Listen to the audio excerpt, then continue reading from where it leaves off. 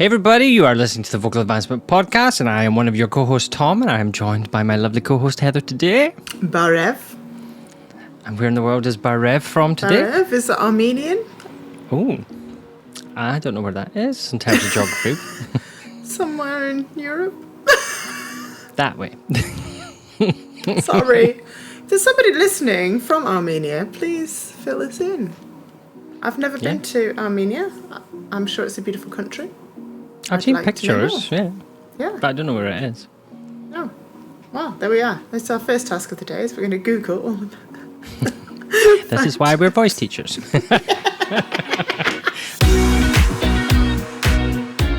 So, we're on episode 18. Can you believe? That's crazy. I know. I mean, it's not been that long, but... No, but you'd think we would be better at it by now. I know, 18 hours of waffling. We should be pretty good. We're still just blacking our way through it, and that's all good. Exactly. I did finally get rid of the cardboard box behind me, though, that's been in like the last 4 videos that I keep remembering halfway through the interview going, oh, that cardboard box needs to go in recycling. Well done, you. It's finally gone, yeah. Yeah. It only took 4 videos. It's been seen by people around the world, that cardboard box. I love it. Yeah. Well, I'm sat here in my lovely air-conditioned room right now. We are having like a proper heat wave in the UK, and so as much time as I can spend in work, I am happy at the moment because it's keeping me cool. I was teaching a student in California the other day online, obviously. I wasn't in California. And I was telling her how hot it had been, and it was, we're not dealing with it well. And then whilst she was in her lesson, we had a thunderstorm all of a sudden, right? And the rain, and here there's like a tin roof, so it sounded like I was basically under attack. And she heard, and she was like, "What's that noise?" And I'm like, "Oh, the rain has suddenly broken." And I said to her, "But we need it because we've not had any rain for 2 weeks." And she looked at me like I was totally insane. She was like, "Is that it? 2 weeks?" I know, they're like 2 years. Yes, for the UK, that's a long time. I know. But apparently it's a heat wave now. But I did see something very cool this morning. I was reading the news, and it was showing Ben Nevis, like highest mountain in Scotland, struck by lightning and captured on a weather camera. So there's like a tower thing at the top where like you go up and you get your picture taken on it, like this round cement stone tower. Yeah. So it struck that and has now blown it to smithereens. So it's very cool. Like the picture of it happening, like this big massive lightning bolt. Yeah. So it shows you, like, because, you know, thunder and lightning's not that... It's a fairly rare occurrence in Scotland for us. But yeah, we got struck, and then it was like they were talking about all the thunder and lightning storms that had been on the west coast, and there was pictures of houses on fire and all this stuff. I'm just like, wow. Like, it was crazy, yeah. Yeah, Armageddon. I know, honestly. And here we are talking about the weather again. I know. If you haven't realised now, it's a terribly British thing to do. It is. We can't help ourselves. I know. We complain when it's cold. We complain when it's windy. We complain when it's too hot. We complain when it's not hot enough. Complain that it always rains. Then we complain when there's not enough rain. But there we go. We're just really difficult to please in the UK, you know? People always talk about people in the UK. We're very polite. We won't, like, you know... If something comes to a restaurant, we won't return it like that. But no, we moan our faces off. Oh no, but that's because we'll moan to somebody else, not to the person who can actually do something about it. If I got brought something in a restaurant that I didn't like, I'd moan to everyone at the table about how awful the food was. But if the waitress came over and went, "How's your meal?" I got, "Well, it's lovely, thanks." Oh, lovely. It's lovely. I wouldn't go, "This is atrocious, take it back." So there we are. The quirks of us Brits. Speaking of which, we have a Brit as a guest on our podcast this week, which is cool. I know. Although she was in America at the time of recording, but she's British. Yes. So that's okay. But yeah, no, it was really cool this week. We interviewed Savannah Stevenson, who is a performer, actress, TV actress, musical theatre actress, voiceover, lots of strings to her bow. And we had a lovely little chat with Savannah. We did. I mean, she's done some phenomenal stuff. I know. She was in Wicked in the West End, which is a big deal. And not just for like one season, for like 3 years. She was in it for a lot longer than I realised. Yeah. Unbelievable. And actually, I went to see Wicked, and I tried to find my Wicked program because we bought the souvenir program thingy. But we actually saw Savannah in Wicked when we went to see it in London for the first time. So next time I see her in person, I'm bringing my program and I'm getting her to sign Getting her to sign it, yes. Yeah, why not? But it was such a small world. She's talking about that. I'm sitting there, I'm like, I'm sure I've seen you in this. And then I went and got my program. I'm like, oh yeah, we saw you. Yeah. Claims to fame. Well, there you go. She was very good. She's lovely. But you were right. She was in Utah actually when we were interviewing her. I think they have family out there. Yeah, her husband's American, I believe. Right. So that's the connection. She was there, and she was telling us she was going to pop in and visit some of our teachers in the area, wasn't she? Yes, that's right. She's good friends with quite a few of our teachers in Utah. So yeah, it's such a small world, isn't it? I know. I love it. It. So let's go chat to Savannah, shall we? Find out what she has to tell us. Indeed.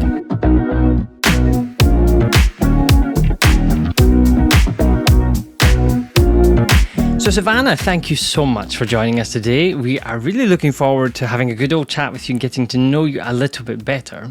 But I wondered if we could maybe start with a nice, easy question. Can you tell our listeners a little bit about yourself and how you got started on your current journey? I love that you say that's an easy question. Where do we begin? I mean, I suppose I started being interested in performance when I was a kid. And I loved theatre. My parents introduced me to those kind of old movie musicals. And I remember distinctly receiving The Sound of Music on VHS for Christmas. And just being completely hooked from the moment that camera sort of went across those mountains of Austria to reveal Julie Andrews. I was like, well, this is amazing. And so I suppose my love and my passion started very young. I think quite a key moment was in my sort of teenage years. I got into something called the National Youth Music Theatre. Something that I saw on Blue Peter, for the UK listeners who know what Blue Peter is. I saw it on Blue Peter, and they were auditioning across the country, and I auditioned. And it's like an amazing programme for young people to be able to do musical theatre.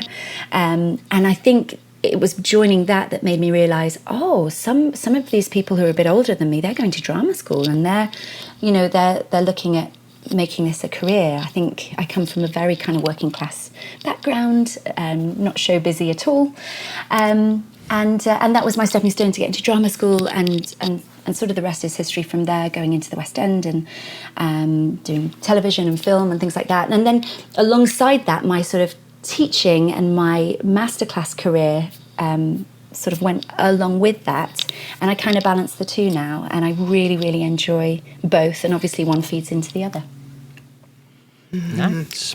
Now, if you don't mind me saying, you don't sound very working class to me.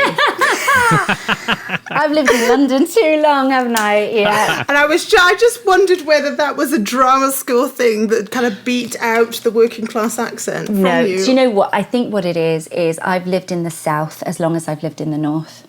So, but I still drop all my vowel sounds, so it's still Bath and grass. I've not gone to Bath and grass. But I probably sound a bit posh now. That's terrible, isn't it? Just thought it was your podcast voice. Yeah, my podcast voice, yeah. No, but I was born and raised in Derbyshire, yeah. Okay. I had family from Derbyshire, yeah. It's a lovely part of the world. Yeah, it's great. It's gorgeous. So what was your first professional job then? Yeah, I was really lucky that my first job I actually got during my third year of drama school. So I went to the Guilford School of Acting, and I auditioned for the original cast of Mary Poppins in the West End while I was there, and by some miracle I got it, and so I actually left drama school a little bit early to go and start the show. Amazing. Yeah. Wow. So but I went in in the ensemble, and I covered Mrs. Banks and Mary Poppins. And I was second cover for both, because in the West End you have sort of first, second and third covers. So that was my first job, and it was ideal because it was this enormous Cameron Mackintosh show. And I really got to see, at the age of 21, how a massive show is run, and how the industry works at that level. And I also, because I was understudying too, I got to learn from just the most amazing people. It was Laura Michelle Kelly playing Mary. It was Lindsay Haitley. Did you do Joseph with Lindsay Haitley? I just realised. Was she your narrator then? The name does ring a bell. Yeah, she was the original narrator in Joseph. But I got to learn from just these amazing people, and amazing women actually too. That was my first gig. And now, do you still remember the supercalifragilisticexpialidocious dance? Of course I do. For anyone watching the video, SUPE, of course, it never leaves you. Amazing. Never leaves you. Do you know what was amazing, actually? During the run, we had a gala night for Julie Andrews. I mean, and she's just my complete idol. And she came along. She had learnt it. So when she came on stage at the end, she just started doing the choreography. I mean, what a woman. Amazing. Wow, that's amazing. Yeah. That's pretty cool. Yeah. I know.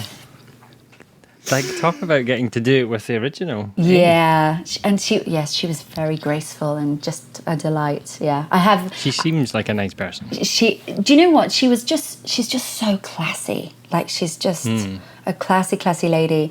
And I had her sign. I took in a picture of her as Mary Poppins in the scene in the nursery where she has the robin on her finger. Oh, yes. And she signed it for me, to Savannah with love, from Julie Andrews. Oh, wow. And I have it on my wall, and it's just treasured. I love it. I bet, yeah, that's something really special, isn't That it? is very special. I know. Times get hard. That'll sell for a lot of money on eBay. Well, do you know what? I suppose the only thing is it's to me. It's to Savannah. So it'll have to sell to another Savannah. There'll be another Savannah I'll want it. It'll be fine. But yeah, she was a delight. Wow. But that was my start. And a great start. I mean, like, talk about, going straight in to the top, eh? West End show, straight from drama school. But when did you make the crossover then to TV, and how did that happen? Yeah, it's been something that's been quite gradual. Early on in my career, I sort of got a couple of jobs, but really I was busy with theatre, because the weird thing about being an actor is that you want to work all the time, but you also have to be available. And so early on in my career, I was doing a lot of theatre, and theatre gigs are generally longer contracts. And then as I've sort of gotten older and I now have my family and, children and things, I actually, unless it's really, really the right project, I actually want shorter contracts to fit around my family life.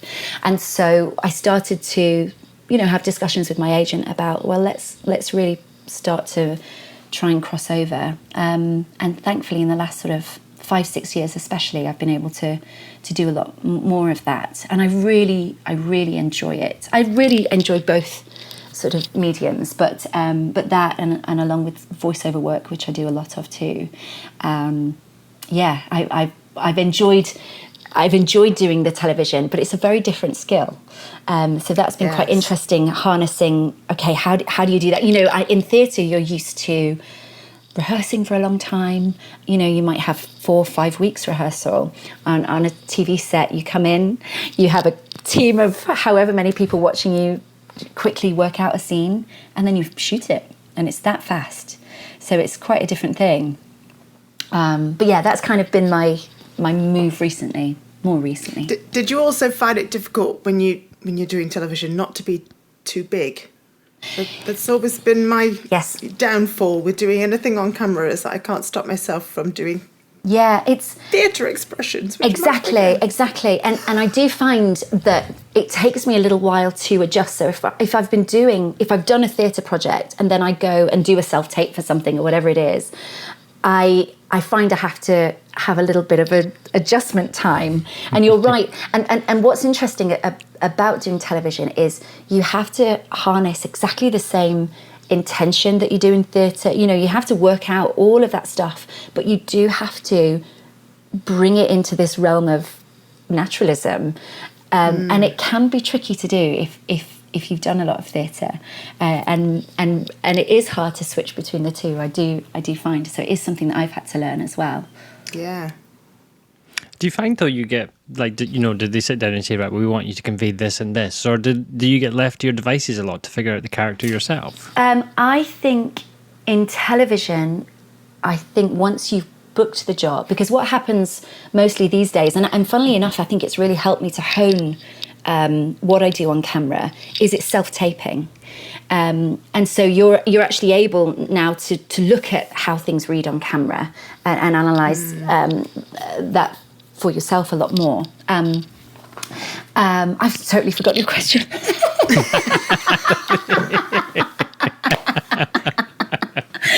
Oh, there they see my little goldfish brain. That's all right. We're the same. That's why we end up in rabbit holes. That's amazing.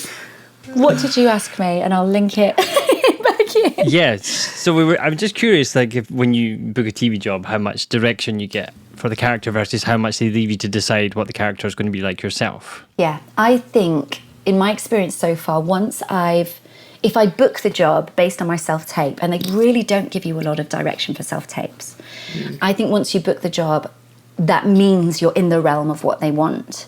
And so I found that on set, television directors give very small nuggets of direction, and it can be more technical often than character-led, which I think is quite different in theatre. Yeah. So we're all voice teachers, and a lot of the people who are listening to the podcast are voice teachers. And I just wondered whether we have a lot of students who come in and obviously they aspire to be professional performers. I wondered what advice you would give to a teenager who's thinking about this as a career option. Like, what sort of advice would you give that we could maybe impart on our students to help kind of steer them towards that dream? Yeah, that's a great question, and it is one that I get asked a lot, actually. I think first of all, it's hard work, and I think, really instilling in your students that they will improve if they work. It's a no-brainer, and everybody's different in the level that you might achieve, but you will always improve if you work. So I would say hard work first of all, and then I guess the other thing I say to people in the kindest way possible is that it is a really tough industry. It's really really hard, and I think if you want to do it and you genuinely feel that you have what it takes, or at least have the potential, you think in the next few years, if I work really hard, I think I can get there, then you have to go for it. You have to do it, and you have to try so hard, but knowing that there's no guarantees. But then the other part of that is, if in all realism you think, I'm not quite sure I have it, but I love doing it, then do it at a good amateur level and enjoy it and love it, and also if there's something else that you think that you can do that will make you really happy, that will get you your mortgage and work around children and all, and give you stability, do that thing. So I guess it's a lot of little nuggets of advice there, but it is hard. If you want to do it, go for it. If there's something else you can do, I would do that and keep it as a beautiful hobby that you love.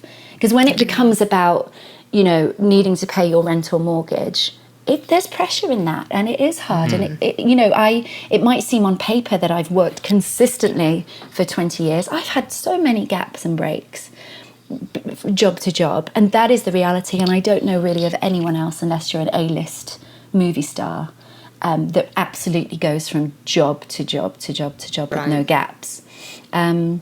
And I suppose my other bit of advice to some of your students would be, think about a job that you can do in between. And for me, I love teaching, I love doing masterclasses, and that works for me in between, and that's brilliant.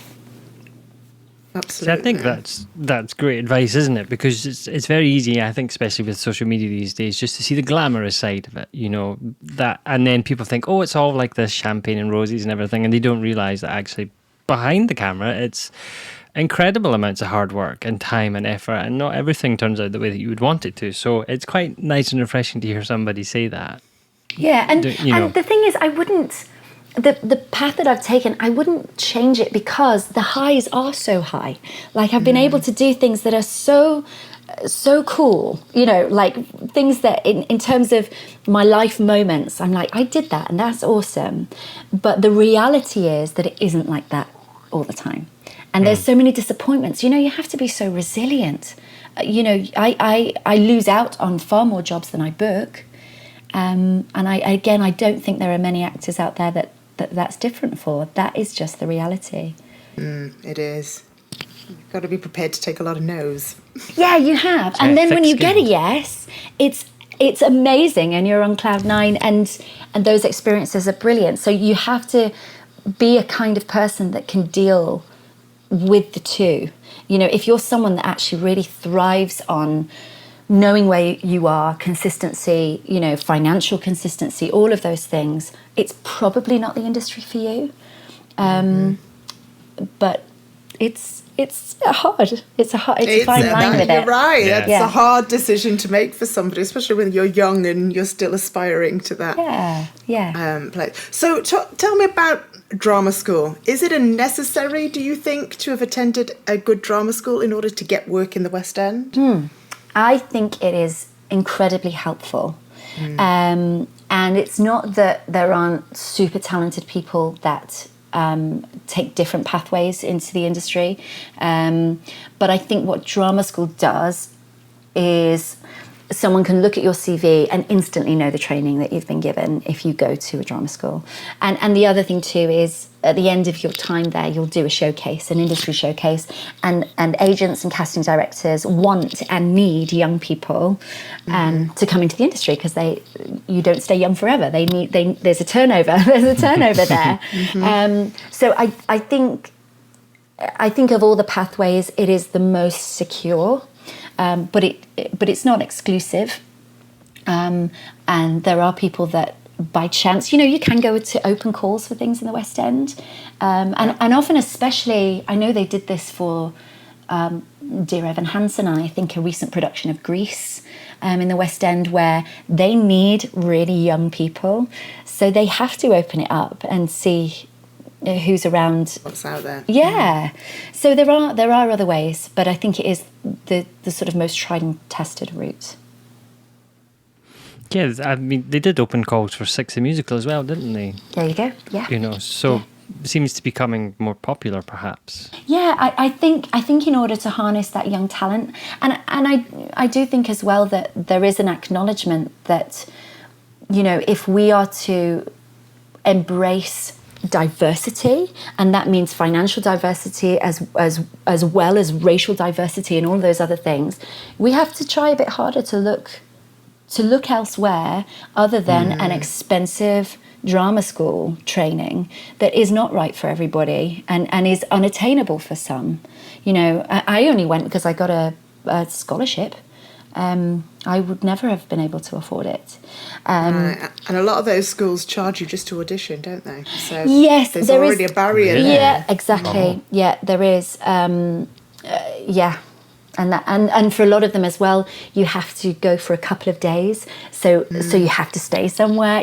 There are some financial burdens that come from even trying out. So it makes absolute sense that producers think, do you know what? No, let's open this up. And that's also the great thing with self-taping now, too, that you can do a tape in your bedroom and send it in. And if there's interest, then you might travel to London and pursue it. But I do think that helps to perhaps find some talent that otherwise you wouldn't find in a drama school. And that's important. And do you think that you have to be in these areas, like the West End or on Broadway to be able to go for the jobs when they come up? Or do you think, like somebody like me living in Edinburgh, am I disadvantaged not living in London? That's tricky. My instinct, honestly, is yes. I think it is just easier, and sometimes, they ask for location. I know, especially when so something that I do sometimes for a couple of casting directors, I go in and read for auditions opposite people they're auditioning that I'm not right for, but I'll go in and read opposite them. And I did one recently for a new musical, and they wanted some children to audition, and those children had to be London based. There was no other option, because it just makes sense. So I do think that there are opportunities if you move closer. But the flip side of that is, I do think sometimes in television, if a production is shooting in a certain city, they are looking for actors based in that city. And that's why sometimes for me it's quite good that I still have family in Derbyshire, because if crews are filming in Sheffield or Manchester, I can have my Derbyshire base, and that can be helpful sometimes to secure a job. So it's a little bit of both, but I do think in the musical theatre world, it's much easier to be based in London. Yeah. We have, because I live just outside Edinburgh, we have the Amazon Film Studio in Edinburgh, and I keep seeing adverts now popping up for like extras for this and extras for that. So keep an eye on it, just in case something I ever fancy comes up. Yeah, and there is a lot of filming going on. TV has just skyrocketed, and so it doesn't surprise me that there are tons of things filming in a beautiful place like Edinburgh or Manchester, or and there are agents based in all of those places too. There is work to be found, but I think theatre is a little bit different. Not impossible, but different. So on maybe a slightly different direction, what's your favourite job in musical theatre that you've worked on to date? Ooh, that's a tough one. Or your top three then? My top three. If that's easier. I think what I will say is I'm really lucky. I have enjoyed every job I've done. I don't feel like I've had one that I'm like, oh, thank goodness that's over. I really haven't experienced that. But I would say Mary Poppins was an amazing experience because it was my first job, and it was like so shiny and bright and new and amazing. And I was just like a little sponge. And I think that did lead on to other really cool opportunities. I also did the ill-fated Gone with the Wind. And actually, that was a really special and important job for me, because at the time I was in my sort of early 20s still, and I was understudying, and I was the understudy to Scarlett O'Hara, and I got on to play it under some crazy circumstances with no rehearsal. And it just went brilliantly, and it sort of gave me the confidence that I can be a leading lady, I can do it. And so that was a really important job, even though the show was sadly panned and was too long and all of those things. But it still was a great experience. It was my first time working with Trevor Nunn, Sir Trevor. So there was lots of amazing things about it. And for me personally, that was my moment to go, if I can do that on no rehearsal, I can do anything.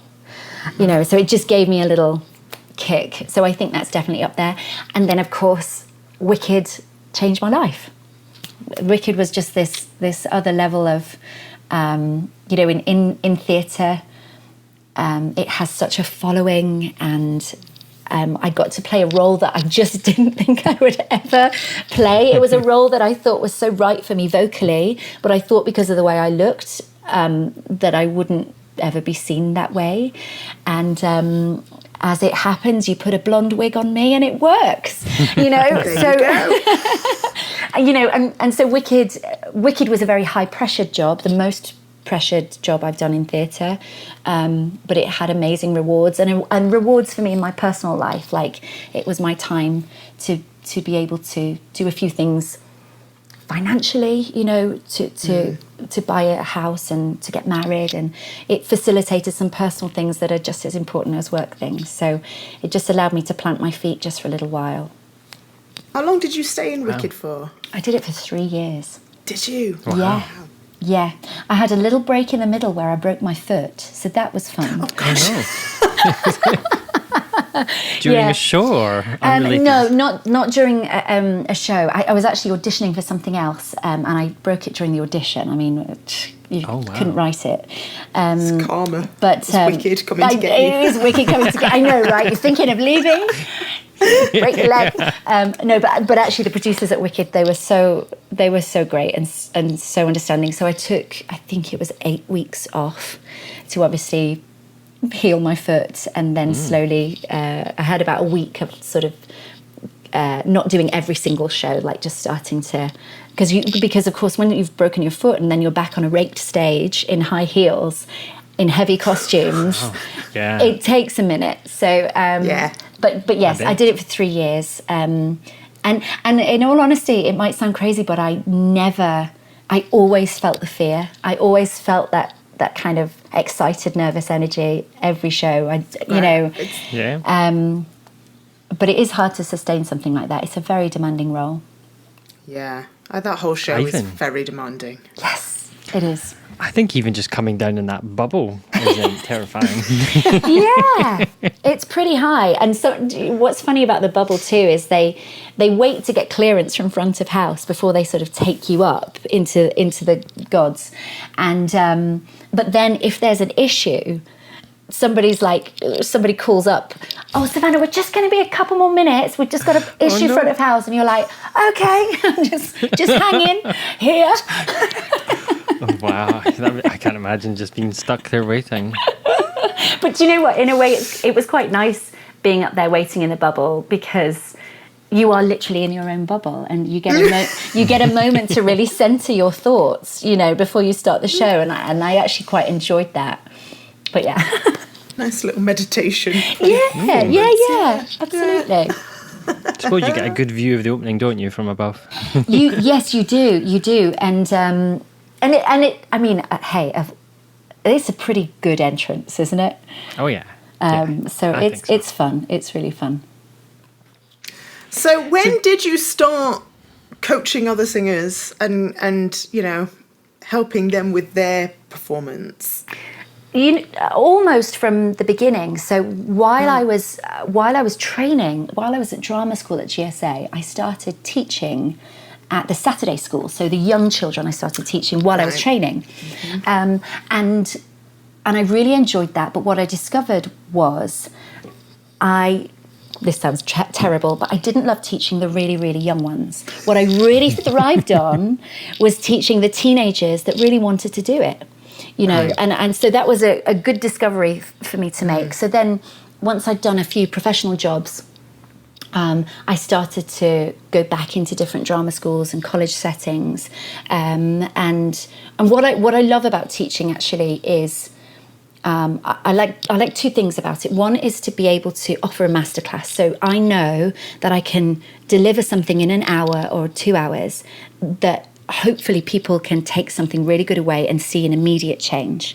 And then the other thing I like to do in my sort of like private coaching, which I've done a lot more of actually since COVID, that really opened up that private coaching part, is I love to work with people over a longer period of time and really see a bigger growth and hopefully a more lasting one. And it's just something I really enjoy and just works for me alongside working as a professional as well. So like a singer comes in and they're preparing for an audition, what kind of things do you do to help them then? Yeah, so for me, I'm not a vocal teacher. So actually my focus is not really on what the voice is doing. If there's something that I feel like, we can just watch that, or let's work on how your vocal connects to the character, we can look at that. But really my focus is about acting through song, or acting the song. So I look at connection. I look at whether someone's done their homework about, do they know what they're singing about. It's amazing, actually. I don't know if you find this with your students too. It's amazing how easy it is for us to sing a song, and there even are words that we don't understand what they mean. When we just sing them, and we sort of have a general, I call it a general wash of emotion over it. And what I like to do is just start to pinpoint and pull out and find some refinement in smaller sections of the song, so that you can track the story in a different way. And sometimes with my job as well, because I do work with other actors too, if they're like other professionals, if they're prepping for an audition. And so at that kind of level, you don't need to cover the basics, and what you're doing is really just offering a different way to do something to try and like free someone's thoughts up. They might have an initial, this is my gut reaction to this piece of text or this song. Okay, why not try it like this and see, in trying it, is there something new that you discover? And that's kind of what I do. So you almost become a little bit like a director in that sense then. Yeah, I think you do at that level for sure. You just sort of offer something new, a new thought, something else to think about. Whereas for some of my clients who are perhaps auditioning for drama schools and getting them ready for that, that can be more of a fundamental sort of training and working with them. So yeah, the two can feel a little bit different, but both are. Do you help them with both. Song selection as well? I do, yeah. What I try and do with the drama school stuff, if you're auditioning for drama school, you have to sort of present a little package, and a package of yourself. And sometimes it's hard because what we often want to do as actors is we want to really challenge ourselves and do something that like pushes our boundaries and something we might not be normally cast in. But I think what's important for a drama school audition is to show, hey, I'm really castable as this. This is what I can do.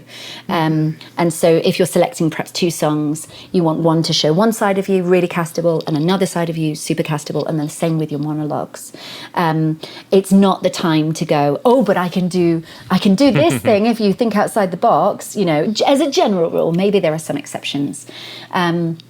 So yeah, it's putting together a package that just really represents how you could fit into the industry right now. And then if you get into drama school, that's the time to push your boundaries and show I can do other things and discover those other parts of yourself, if that makes sense. Oh, I had a student once get into drama school using a song from High School Musical, which you'd immediately think, why would you choose something like that? But I'm like, that's your age. That's who you'd be playing. That's exactly it. No, and it's amazing how many people, do come to me and the song that they've chosen is for a 30-year-old person, and the experiences and the type of person that you would cast in that role just isn't suitable for someone who is 18 years old and going to drama school. So it's really good, and also from a connection point of view, you want your student to do something that they can really understand at the point of their life that they're in. And that's really important. And that's what's beautiful for us as singers. I'm sure you'll agree, as I'm getting older and going through my life, especially now that I have children, words mean something else to me. It's a different thing. And that comes with a bit of age and experience. So you've got to, I think, sing stuff that's really appropriate for your connection to it. And who am I to say what that is? That's a personal thing for each individual, I think. Yeah, I agree. I think I was pretty much told at drama school I should go do something else for 20, 30 years and then come back and play all the roles I was actually designed to play. Right. And do you know what? That is really hard, because there are some people that their casting type, you do just go, do you know what? When you're 35, that's it. All these roles are just going to sit for you so beautifully, And drama schools know that too, I think. I think, because I've sat on audition panels for drama schools too, and there is an awareness. You can't cast everyone who is right for High School Musical. It just doesn't work, because you get a completely flat year group that can only do one thing. You want to sort of cast your year group essentially to represent lots of different kinds of characters, and so with that, I suppose, comes the reassurance that there really is space for lots of different types of people. You do not have to conform to a certain type, especially not now. I really think that's changed a lot. I think body type and accent, I think it's much more welcomed now than it was when I was there. There was a real onus on having to to be very thin and speak in RP. And even then, even when I went, and I think it's changing. I think it's changed, actually. I agree for the most part. I think it is too. Now I'm being nosy for my own sake now, because I was having a conversation with a student of mine just the other day about this. And I was talking to her about how they'd like to cast a year at drama school. And she was like, so do you think I should take one of the earlier auditions in the year for drama school versus one of the later ones? I'm like, well, perhaps, because if they've already cast someone in that first round of auditions that's very similar to you, there might not be a space for you. Yeah, would you agree? That is a tricky one. I think I would agree in part. I think it's quite good to just get in there, and partly just mentally just get in there and get it done, get it out of your year. I do think they wouldn't hold auditions if they didn't have space. And the other thing that drama schools are aware of is that some people will not accept your place because they might have been offered somewhere else. So there is some movement, even if people have been offered places. So therefore drama schools will still continue to offer, knowing that there is a movement to students accepting their places. So yes and no. Okay, not too important then. Yeah, I mean... If they want a bit more time to prepare. Yeah, if they want a bit more... I think that's fair. I think if you're ready to go, get in there and get it done. And if you feel you need a little more time, that's valid too. They wouldn't hold auditions if they can't offer places. It's good to know. Yeah, I find this very interesting as somebody who's not been on that side of the world, so to speak, just hearing about the ins and outs of everything. You know, I've had a couple of students that have gone through it, but yeah, never have experienced it. So it's very interesting. But I'm kind of curious, do you find that you kind of see trends, like when you're working with people, that they come in with the same materials because something's happened on TV or on the internet or on social media? Do you find that happens quite a lot? 100%. Do you? Do you in your teaching? I can't tell you how many times I've heard part of your world in the Oh yeah, in the past couple of weeks because of the new film. Yeah. And the thing is, I think it's if what you're doing is you're having your lessons to improve and to enjoy. Great. We're all influenced by the things that we hear that are current. You know, we all whacked out something from The Greatest Showman, didn't we? But absolutely. But if you're looking at auditioning for drama school, you've got to be a little bit careful. The other thing that I find too with people auditioning for drama school is there is a real trend to do very, very modern musical theatre material. And for at least one of your choices, I really think something a little more classic is welcome, because not everybody can do it. Not everybody can find that lovely, legit sound, and I think it's important to show that. And also, you'll find that because there are lots of duplicates, a panel can get a bit tired of that, and it's surprising. But if you take in a glorious Rodgers and Hammerstein, they're done a little bit less than Jason Robert Brown. So it's finding the balance. For somebody that's listening to it that maybe doesn't know what you mean by classic, can you maybe just explain that? Yeah, just something that's a little bit rooted in the sort of traditional musical theatre. So things like a Gershwin or a Rodgers and Hammerstein, something that requires a vocal quality that might be different too. If you're able to demonstrate that you can do a Stephen Schwartz or a Jason Robert Brown, fantastic. And then if you contrast that with a Rodgers and Hammerstein or a Cole Porter, I think you're showing that you can do both, which in the industry is quite important. So what about, maybe as a final question, we'll put you on the spot, for teachers working with their students who are helping them prepare for their auditions and things, is there any advice you can give to teachers to help their students? Confidence. I think always build up. I think it's such a big part of auditioning. You know, if you've got students who are 17, 18, they're probably auditioning for the very first time, and it's hard. It's hard for us all. It still can be hard for me. It's nerve-wracking. So to instill confidence, I think, to constructively criticise, but in my teaching, the first thing I always do is to try and go, I loved this about what you did. This was great. You've got some really fantastic things in place already. Let's build on them. I think if you start in your teaching to go, okay, let's work on this, because that wasn't great, was it? Then you instantly are going to bring that student down. And a huge part of auditioning and getting into drama school is having the confidence to walk into a room and say, hi, everybody, this is what I'm singing, bringing your personality there. So I think it's to build up would be my biggest advice. That's great, excellent advice, yeah. I think that's excellent advice across the board, regardless of what isn't you're it, though? working on, isn't it? Yeah, absolutely, absolutely. Because what's the point in ever pulling anyone down? And I do think that confidence allows you the permission to explore and find new things.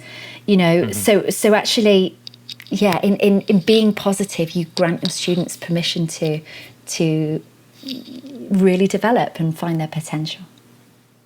Yeah, language is so important as teachers. Yes. That you have to be very conscious. And this is something we just actually had in our last conference, 2 weeks ago, Heather? We had the classes about communication and being constructive and how to frame it. So yeah, I think it's a very crucial thing for teachers. And then finally, because I'm really nosy, so what's next for Savannah? What's your next project, if you're allowed to tell us? Well, that is a very good question. I guess I don't know right now, because I've just had a baby, so I have a 4 month old. So I'm. So now you're just trying to sleep, is what you're trying to do. Right? I'm just trying to survive, basically. No, but in all honesty, I'm trying to navigate. I have 2 children now, and I'm just trying to navigate how that looks. So a lot of the work I'm doing right now, it goes a little unseen. I suppose one is family work and family life, but I do a lot of voiceover as well. So I do quite a lot of TV ads and things like that, because that studio work just works so well for me with having young children. So that's kind of my current, and I guess it's a watch this space and just see what's next. So. It's great. I know. And people can find out more information about you, and perhaps if they're interested in working with you, where can we find you? Yeah, so I have my website, which is savannahstevenson.com, and I'm on all the social media. Although actually, I don't use my Twitter that much. Are we all a bit off Twitter? I don't know. Twitter's sort of, it's gone a bit. But I am on Instagram, and I have a Facebook page too. So yeah, do get in touch if you want to work with me. And also, we've filmed our webinar with IVA, so you can also purchase that, I believe. And it's got some good tips to hopefully help your students. Lots of very good stuff in that webinar. Yeah, our teachers really loved it. Really good. Yeah, so to help your feedback. students how to connect and act their songs in their most authentic way. Yeah, and we will put links in our show notes to all of those so that you can find Savannah and her webinar. Thank you so much. But it's been so nice chatting, and I was looking forward to this all day, just sitting down and having a good old chinwag. A good old chinwag. I love that. No, it's been a joy. Thank you so much for having me. And I always love doing all the work that I've done with the IVA, because there's such a lovely community feel. Even over the internet, I feel it as we do webinars and things. So yeah, thanks for having me. Thank you so much. Yeah, thank you. So, what did you think of that then with Savannah? Oh, it was so much fun chatting to her. Getting to hear a little bit about, how she got started. I mean, she was so, I don't want to say lucky, because she was clearly talented and she got the job. But there aren't many people who book their first professional gig before they've even left drama school. That's impressive. Something special. Yeah, it really is. And I loved, the first question, she was talking about where she grew up and stuff, and you're like, not being rude but you don't sound very working class. But she doesn't do isn't she? I know. She's so well spoken. I mean, she has got the quintessential English accent where somebody thinks, particularly Americans, when they try and mimic an English accent, it's her accent. They're not trying to sound like me. They try to sound, let's speak very correctly. But, like I say, sometimes drama schools train that into people. Plus, she lived in London for a long time. And, but yes. It's what they call it, was it the transatlantic accent or something? They used to call it something like that. The transatlantic accent is that halfway between American and English. She's got more what I would call kind of estuary English. Surrounding London area sort of accent. Slightly posh sounding to somebody like me who lives in the north.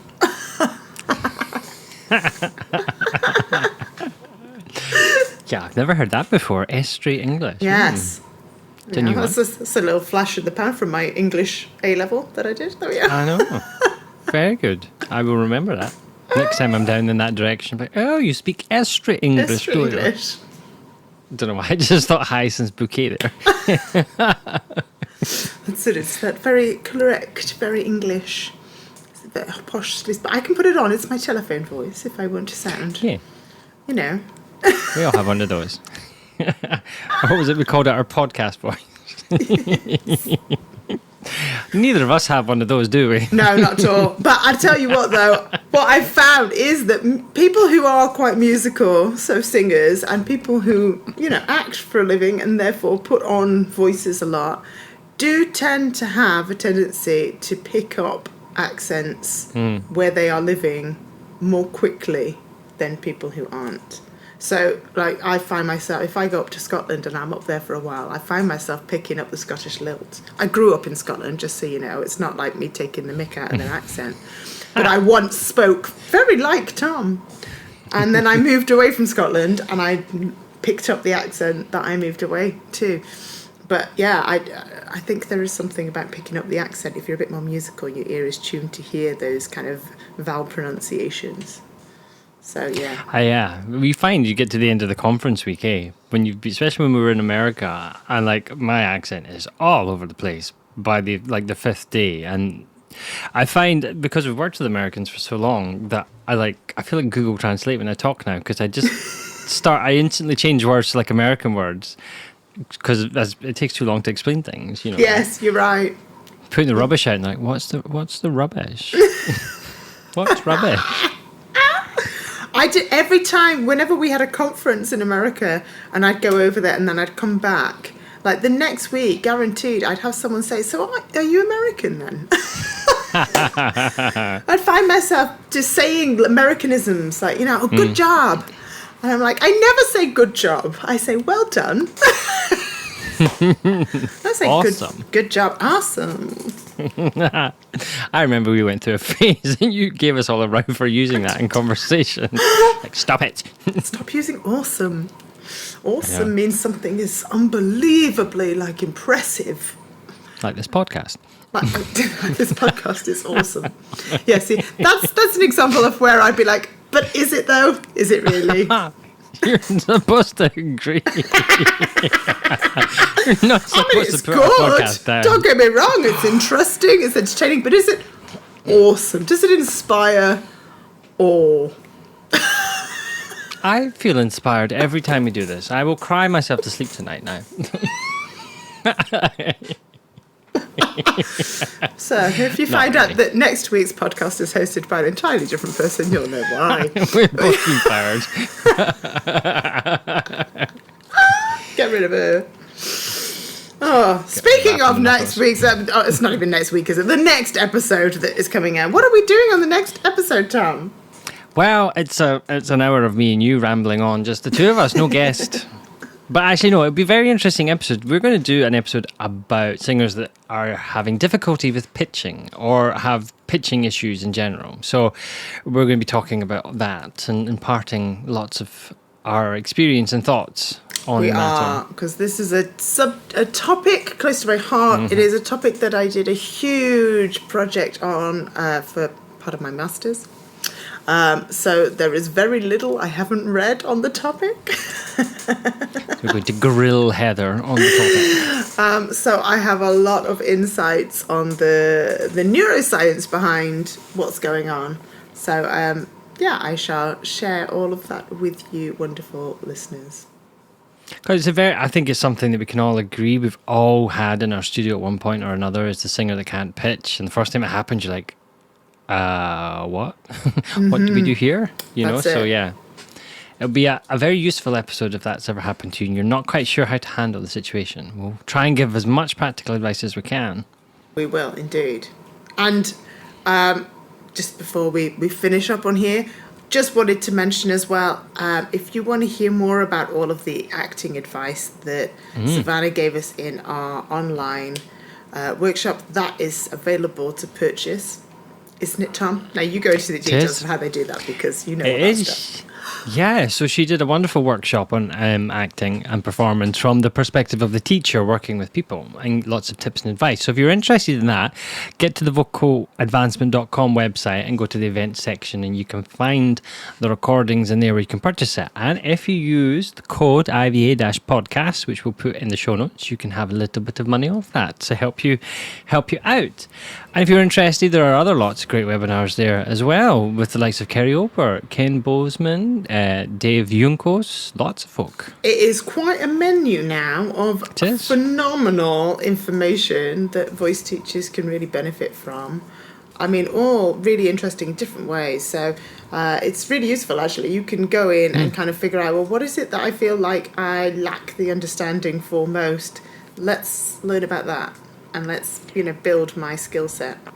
Yeah. And we have the teachers that are in our accredited program get access to all these webinars for their education. And we recently got a comment in saying, I can't believe you have all these world-class experts that come in and do these webinars every month. And I get to sit and ask questions with these people, So it's a fab program. And we got lots of great webinars in the recording bank, but there's also lots of great webinars coming up for the rest of the year. So that website we'll put in the link, and you can see what's coming up as well. So if anything tickles your fancy, you can register for those too. Amazing. I know. It's wonderful. All this information and at our fingertips. Resource. Yeah, really great resource for teachers who are wanting to just kind of dip in and, educate themselves a little bit at a time. It's great. And on a wide variety of stuff. It's not just all vocal technique, like acting, psychology, musicianship, anatomy. It's a really nice, diverse mix, isn't it? Absolutely. Something for everyone. Exactly. Yes. Lovely. We actually have one coming up today, don't we, that we're attending later? We will be. Yes. Looking forward to that one. I know. It's a very popular one. Yes. Good. We're leaving you in suspense as to what that is. Yeah, you got to listen to the next episode to find out who it is. Yeah, our guest speaker for the episode after next will be this presenter. So we'll let you know more about that later. Yes. So, if you enjoy this podcast, please subscribe wherever you consume your podcast. Click the follow button or the subscribe button, whatever it says, so that you can get that episode that's coming up next time about pitching, and our next one with that lovely guest speaker. What else do we need to say? I think that's everything we need to say. Thank you so much for listening to us. Yes. If you think the podcast is awesome, send me a comment so I can say to Heather, yeah? And if you think it's just excellent and not don't leave a comment. I want my point to be right. Leave us a comment either way. We will read them all. Yeah. We will. We like to hear the comments, don't we? We do. And if you've got questions as well, especially, you know what the next episode is about. If you have questions about that, let us know. Yeah, that's a great point. Yeah, if you've got questions about pitching, send them to us, and we will try and we'll do a frequently asked question. Well, not a frequently asked question, but we'll do a question and answer section. Well, if there are some specific questions, then we'll try and get to those at some point. Yeah, that'd be nice. Ooh, audience participation. It's an interactive podcast now. It really is awesome. And on that note, goodbye. On that note, right. We'll see you next time. Bye.